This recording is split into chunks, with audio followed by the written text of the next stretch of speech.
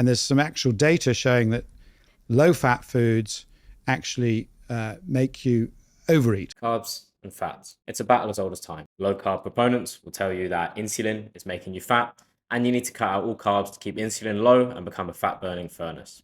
Whereas advocates of a low fat diet will tell you that fats are making you fat because they're so calorie dense and instead you need to eat a more plant based diet.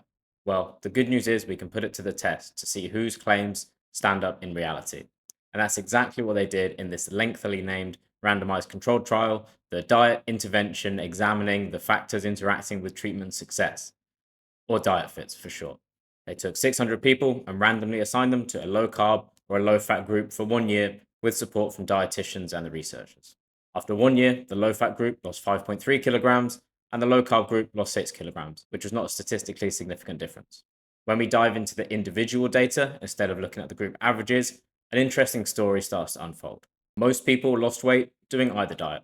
Some people even lost as much as 32 kilograms over the year. But for both diets, there were individuals who actually gained weight as much as 11 kilos over the year.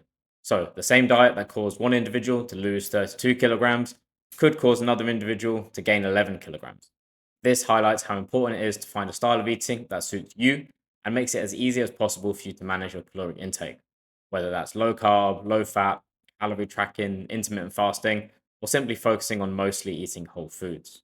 So don't assume that what feels easy for you will feel the same for someone else. And this is actually good news. Outside of being in a caloric deficit, there are no rules for weight loss.